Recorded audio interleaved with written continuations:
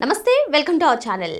CM Chandrababu deputy CM Pawan కళ్యాణ్ను దూషించినటువంటి కేసులో పేర్ని నానికి హైకోర్టులో భారీ షాక్ తగిలిందని చెప్పుకోవచ్చు. మరి ఆయన వేసినటువంటి క్వాష్ పిటిషన్ను కొట్టేస్తూ విచారణ కొనసాగించాలని చెప్పి హైకోర్టు తీర్పు ఇచ్చింది. దీంతో పేర్ని నాని అరెస్ట్ అయ్యే అవకాశాలు ఉన్నాయా తెలుసుకునే ప్రయత్నం చేద్దాం. దీన్ని విశ్లేషించడానికి మనతో పాటుగా ఉన్నారు ఏపీ కమ్మ కార్పొరేషన్ డైరెక్టర్ అర్స్మెల్లి శ్రీనివాస్ గారు. నమస్తే సార్. నమస్కారం అండి. పేర్ని నాని చంద్రబాబు నాయుడు గారి పైన, పవన్ కళ్యాణ్ గారి పైన ఏ విధంగా వ్యక్తిగత దూషణకి చేశారో మనం అందరికీ తెలిసిందే సార్. మరి మచిలీపట్నంలో ఆయన పైన కేసు నమోదవడం, వెంటనే క్వాష్ పిటిషన్ వేసుకోవడం, మరి నిన్న హైకోర్టు ఈ కేసు పైన విచారిస్తూ క్వాష్ పిటిషన్ కొట్టేస్తూ వెంటనే విచారణ కొనసాగించాలని ఆదేశాలు ఇచ్చింది. మరి పేర్ని నాని ఏ క్షణమైనా అరెస్ట్ అయ్యే అవకాశాలు ఉన్నాయంటారా? ఇప్పుడు పేర్ని నాని అరెస్టు ఎప్పుడో అవ్వాల్సిందండి. వాళ్ళ ఫ్యామిలీ, వాళ్ళ మిస్సెస్ మీద కేసు అయింది కాబట్టి గోడౌన్స్ సంబంధించి ఆ రోజు చంద్రబాబు నాయుడు గారు ఆడవాళ్ళని మహిళల జోలికి ఇంతులే అన్నట్టు. యాక్చువల్గా చంద్రబాబు నాయుడు గారు ఏ ఉద్దేశంతో అన్నా కానీ నేరం ఎవరు చేసినా ఒకటే. అప్పుడు మహిళలు కాబట్టి ప్రత్యేకమైన రిజర్వేషన్ ఏమైనా ఉందా అని చాలామంది కామెంట్ చేశారు. వాళ్ళు దాన్ని నిలుపుకోలేదు. సరే, ఈయన ఇంత పద్ధతిగా ప్రజాస్వామ్యతంగా మర్యాదగా మహిళల పట్ల గౌరవంతో వేధించినట్టు ఉండకూడదని ఆయన ఆలోచించారు చంద్రబాబు నాయుడు గారు. దాన్ని అతను నిలుపుకోకుండా అప్పుడు స్వయంగా తన నోటితో తనే చెప్పాడు పేర్ని నాని. ఇప్పుడు ఆయన తన నోటికి పని చెప్పాడు అంటే రెచ్చిపోయి మాట్లాడాడు. అంటే అధికారంలో ఉన్నప్పుడు వాళ్ళు ఎలాగైతే చెలరేగిపోయి బూతులు లంకించుకున్నారో ఏమాత్రం తగ్గకుండా తగ్గేదేలే అన్నట్టు అంబటి రాంబాబు నిన్న చూపించాడు. కానీ ఇతను అప్పుడే తగ్గేదేలే అన్నట్టు మాట్లాడి చంద్రబాబు నాయుడు కానీ, లోకేష్ కానీ, పవన్ కళ్యాణ్ కానీ ఇష్టం వచ్చినట్టు మాట్లాడేశాడు. సహజంగానే ఒళ్ళు మండుద్ది.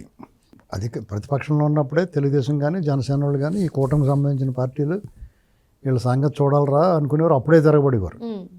అంత నిర్బంధం ఉన్నా, పోలీసులతో అణిచేస్తున్నా కానీ తిరగబడేవారు. ఇప్పుడు ఎందుకు ఊరుకుంటారో?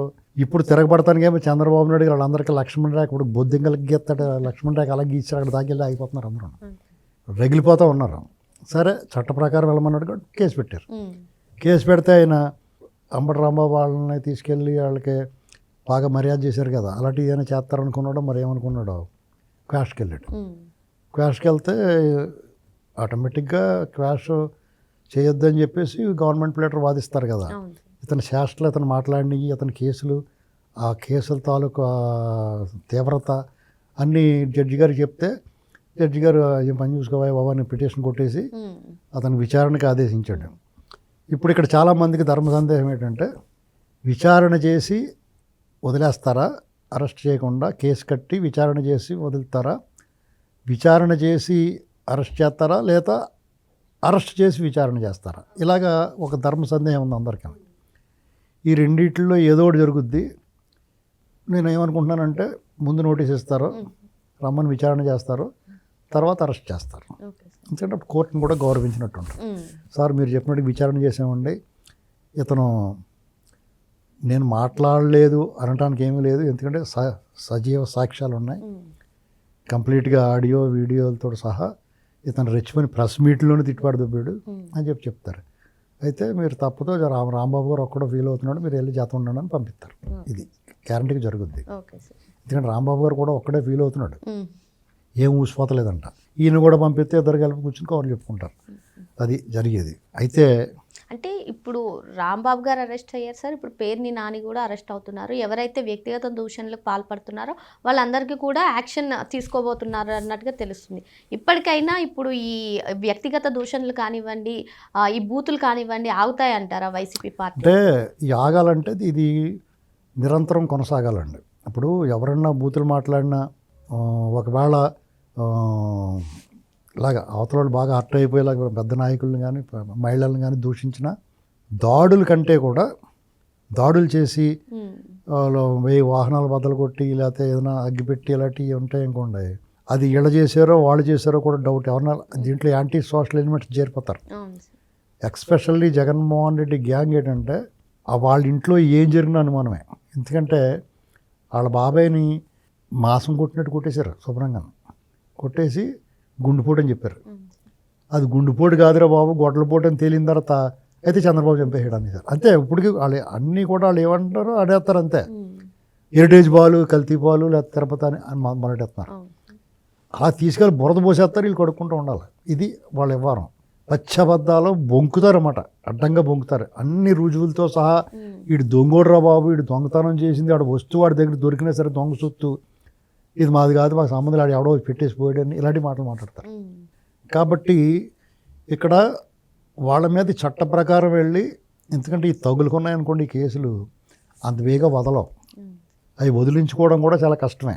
ఇప్పుడు 2 సంవత్సరాలు అయింది తెలుగుదేశం కూటమి ప్రభుత్వం వచ్చి, ఇంకా 2 సంవత్సరాలు అంటే పూర్తిగా కాకుండా కొన్ని 4 నెలలు తక్కువగా 2 సంవత్సరాలు అయిపోయింది. అయితే ఆ వాళ్ళ జగన్ పెట్టిన అక్రమ కేసులు మళ్ళీ పెట్టుడు కేసులు అయినాయి, అవి కూడా వీళ్ళు తొలగించుకోవడానికి నానా ఇబ్బందులు పడుతున్నారు. ఒకేసారి తీసేయటం ఉండదు, మెల్లమెల్లగా ఒకటి తొలగించుకుంటూ అవుతున్నారు. అంటే అంత కష్టం అన్నమాట తగులుకుంటే బేరం. కాబట్టి వీళ్ళకి అది సరైన శిక్ష అవుద్ది. ఇప్పుడు రాంబాబు గారి మీద చాలా కేసులు పెట్టారు అన్ని వైపుల నుంచి. పోలీసు అధికారుల మీద దురుసుగా ప్రవర్తించడం, వాళ్ళని దూషించడం, చంద్రబాబు నాయుడు గారిని, పవన్ కళ్యాణ్ గారిని, మళ్ళీ లోకేష్ గారిని తిట్టడం, ఇలాంటి వాటి మీద కేసులు పెట్టారు. వాటిల్లో బెయిల్ వచ్చింది మెల్లమెల్లగానే, ఇంకా చాలా వాటిల్లోనే. అది బెయిల్ వచ్చి లోపల అతను సంక్రాంతి సంబరాల్లో చేసిన లాటరీ టికెట్ అది పెద్ద నేరం. లాటరీ వ్యాపారాన్ని నిషేధించారు. లాటరీలని దీన్ని ఎవరో కూడా ఎంకరేజ్ చేయొద్దని పెద్ద పోలీస్ డిపార్ట్మెంట్ తెలంగాణలో చాలా సీరియస్గా తీసుకుంటారు ఇంకా. కాబట్టి అందులో బుక్ అయ్యేటప్పుడు అతను రిమాండ్ వేశారు. అది రిమాండ్ దగ్గరికి వచ్చి అతను బెయిల్ మళ్ళీ పెట్టుకుని వస్తుంది అనుకునేటప్పటికి మళ్ళీ అక్కడి నుంచి ఒక కాశీబుక్ నుంచి అక్కడి నుంచి ఇంకో కేసు పెడతారు గ్యారంటీకి శ్రీకాకుళం జిల్లా. ఈసారి అతను వైజాగ్ సెంట్రల్ జైలు కూడా చూసే అవకాశం ఉంటుంది. ఏమండి, అది అయిపోతుందిరా బాబు అనుకునేటప్పటికి చిత్తూరులోనే ఎక్కడో పెట్టారనుకోండి, అక్కడ జైల్లో చూడాల్సి వస్తుంది. ఇది అతనికి కొన్నాళ్ళ పాటు రాష్ట్ర పర్యటన తప్పదు. అదే కోవలోకి పేరు నానిని కూడా పెట్టి గ్యారంటీగా రాష్ట్రం అంతా తిప్పితే పీటీ వారెంట్లతో అన్ని పోలీస్ స్టేషన్లు సందర్శిస్తాడు. ఎందుకంటే అతను ఒకసారి అతను మంత్రిగా ఉండగా మంత్రివర్గంలోంచి ఇంకెన్నాళ్ళు 2-3 నెలల్లో వెళ్ళిపోతాడు అనగా పోలీసుల మీద అతను మాట్లాడిన మాటలు ఒక వీడియో వచ్చింది బయటికి. చెలరేగిపోయి రెచ్చిపోయి, ఏంటంటే వీళ్ళు అధికారంలో ఉన్నప్పుడు తనంతటి వాడు లేడు, సాగినంతకాలం సాగించుకుని ఏం మాట్లాడుతున్నారో ఒళ్ళు పై తెలియకుండా మాట్లాడారు, కళ్ళు మూసిపోయి వ్యవహరించారు. అధికారం కోల్పోయిన తర్వాత కూడా అదే విధంగా వ్యవహరిస్తున్నప్పుడు వీళ్ళకి ఖచ్చితంగా అట్లో ఎర్రగా కాల్చి అంటించాలి వాళ్ళకి. మామూలుగా అయితే ఇప్పుడు చిన్నపిల్లలు ఇంట్లో తల్లి కూడా ఏం చేస్తుందంటే మారం చేసి పిల్లలు ఉంటారు, చెప్పిన మాట వినకపోతే వాళ్ళ మీద వాళ్ళని దారిలో క్రమశిక్షణలో పెట్టడానికి ఇది కొంచెం హింసలాగే ఉంటుంది.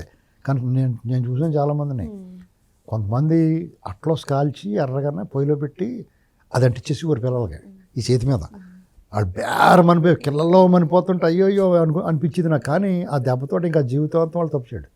అంటే ఆ రకమైన కోపం తెచ్చే అంత చేస్తారు. అంటే సున్నితం పిల్లల్ని అలా చేయకూడదు. కానీ ఆ తల్లిదండ్రులు, ఆ తల్లికి అంత కోపం, తల్లి ఎందుకు చేస్తుంది అలా, కానీ అంత కోపం వచ్చేసింది. వాళ్ళని దారిలో పెడతాను కొంత కఠినమైన బాధ అయినా సరే అలాంటి చర్యలు తీసుకునేవారు. ముంతపోగనివారు. ముంతపోగంటే తెలుసా, ఒక చిన్న గిన్నెలో నిప్పులేసి అందులో 4 ఎండుమిరగాయలు పడేసి ఒక గదిలో పెట్టి ఆ గదిలో పెట్టి తలిపేసేవారు. ముంతపోగేడతాననివారు. ఆ భయం వేసి ఇది ఎర్రబాబు ముంతపోగేటి చచ్చిపోతారేమో అనిపించింది నాకు. నేను 2-3 ఏళ్లలో చూసాను అలాగ నా చిన్నప్పుడు. ఆ ఉక్కిరి బిక్కిరైపోయి దగ్గొచ్చేస్తుంది కదా, డేంజర్ అది. అయినా సరే అది చాలా కఠినమైన హింసతో కూడిన శిక్షలు వేసేవారు పిల్లలు కూడా. స్కూల్లో టీచర్లు కూడా ఆ రోళ్ళకర్ర ఇచ్చుకుని ఇలా చేయాలబెట్టి ఇలా రోడేసేవారు. మమ్మల్ని అయితే చూడకుండా, ఇది మా చెన్నైరాజు గారు ఉండి కూడా మా మాస్టర్, ఒక డ్రిల్ మాస్టర్, మేము 6వ తరగతిలో ఉన్నప్పుడు ఇంగ్లీష్ చెప్తాం వచ్చిపోడు. డ్రిల్ మాస్టర్ ఇంగ్లీష్ చెప్తున్నట్టు బాబు, మేము అతను దెబ్బ తట్టుకోలేక మానేసుకోండి స్కూలు. మానేతనందుకు కొట్టేసుకోండి. మళ్ళీ 2 రోజులు మానేసి వచ్చామనుకో, మా స్కూల్లో క్లాస్ లీడర్ ఉంటాడు కదా ఒకడు, వాడు వీళ్ళండి ఆయన మర్చిపోయినా కానీ ఆడు గుర్తు చేసిపోడు, వీళ్ళు నేను రాలేదండి అని మళ్ళీ రమ్మని కొట్టేసిపోడు. ఆ దెబ్బకి మళ్ళీ 4 రోజులు మానేసిపోండి, ఇలాగనమాట. అయితే వీళ్ళకి మాత్రం కొంచెం ఎద్దులే ఎదిగారు కాబట్టి వీళ్ళు పోలీసులు కూడా ఏమైనా కొట్టకూడదు, మర్యాద చేయాలి తప్ప ఎక్కువ కొట్టి జనాలు వీళ్ళు మళ్ళీ నన్ను కొట్టేయారని జడ్జి గారి దగ్గర చెప్పుకునేలా ఉండకుండా వాళ్ళకి మర్యాద చేసి జాగ్రత్తగానే పీటీ వారెంట్ల మీద తిప్పుతుంటే రాష్ట్రం అంతానే ఇంకొకటి ఎవడన్నా మాట్లాడడానికి ఆలోచిస్తారు. ఇప్పుడు బోరుగడ్డ అనిల్, వర్ర రవీందర్ రెడ్డి వాళ్ళకి చేసిన కాజాలే పెట్టారు కదా వాళ్ళకి, అవి తిన్న తర్వాత వాళ్ళు కొంచెం కంట్రోల్ అయ్యారు. వాళ్ళు కాజాలు అయి తిని టైం చూసిన తర్వాత కొంతమంది కంట్రోల్ అయ్యారు. మళ్ళీ ఈ మధ్యన ఎవడేం మాట్లాడినా ఏమంటలేదు కదా అని మళ్ళీ చెలరైపోతున్నారు. నేనేమంటున్నానంటే రాష్ట్రాన్ని చంద్రబాబు నాయుడు గారి మీద ఒక నమ్మకం పెట్టుకోవచ్చు. ఎలాగంటే రౌడీజ్ అని అనిచేసాడు ఆయన. ఫ్యాక్షన్లు కూడా కనుమరుగైపోయేలా చేశాడు. మత కళలో అయితే జీరో. ఆయన ఆ విషయంలో చాలా కఠినంగా వ్యవహరించాడు. ఇంకా తన పార్టీయా పై పార్టీయా అని చూడకుండా బుడ్డి పగలగొట్టిచ్చేసాడు అందరికన్నా. దాంతో సెటరేట్ అయిపోయింది.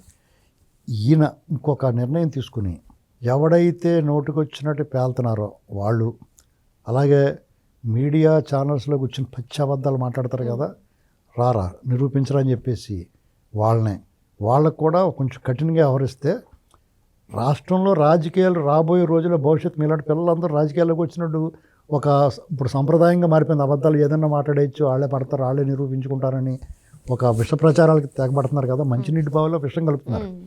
దాన్ని నిరోధించాలంటే చంద్రబాబు నాయుడు గారి వల్లే సాధ్యం. అది పవన్ కళ్యాణ్ గారు, చంద్రబాబు గారు, లోకేష్ గారు, ఇంక ఇతర ముఖ్యమంత్రివర్గం, పోలిట్ బ్యూరో అందరూ కూర్చుని ఇక నుంచైనా సరే సత్సాంప్రదాయాన్ని తెరదిద్దాం. ఇప్పుడు ఎవరో ప్రొఫెసర్ ఉంటాడు, అక్కడ కూర్చొని నోటికి వచ్చినట్టు మాట్లాడేస్తాడు. అసలు నెయ్యే లేదురా బాబు, అక్కడ నకిలీ నెయ్యి అన్నా కానీ జంతు కొవ్వు లేదు కదా అన్నాడు. నీకు ఎవడు చెప్పాడు రా అని తీసుకెళ్ళి కూర్చోపెట్టాలి. ఒక మాజీ ఐఏఎస్ చీఫ్ సెక్రటరీ చేసిన ఉంటాడు, వాళ్ళు నోటికి వచ్చినట్టు అబద్ధం మాట్లాడితే వాళ్ళు నిజం మాట్లాడి విమర్శిస్తే వాళ్ళు ఆహ్వానించాలి. ఆ విమర్శలో నిజమైన ఆ విమర్శ నిజమైతే కనుక అతను చెప్పింది కరెక్ట్ అయితే సరిదిద్దుకోవడానికి ప్రయత్నం చేయాలి. సద్విమర్శ అయితే ఇలా ఇష్టమైనట్టు బురద జల్లేస్తాం అనుకుని నోటికి వచ్చినట్టు మాట్లాడి పవన్ కళ్యాణ్ గారి నాళ్ళని విక్రించి వాళ్ళకి 4 పెళ్ళిళ్ళని గట్టా విక్రించిన వాళ్ళు మాత్రం ఆ వంకర తీర్చాల్సిందే. అది వీళ్ళ వల్లే సాధ్యమవుద్ది. ఎందుకంటే జగన్మోహన్ రెడ్డి చేయడు, అతని బేస్ అదే కాబట్టి అతను దాన్ని వద్దనుకోడు, అలాగే ఉండాలనుకుంటాడు. వీళ్ళు ఎలా మాట్లాడలేరు కాబట్టి అది లేకుండా చేయాలి. అప్పుడు ఓ పద్ధతైన రాజకీయం నడుస్తుంది. ఓకే సార్, మరో అంశంతో మళ్ళీ కలుద్దాం. Thank you sir.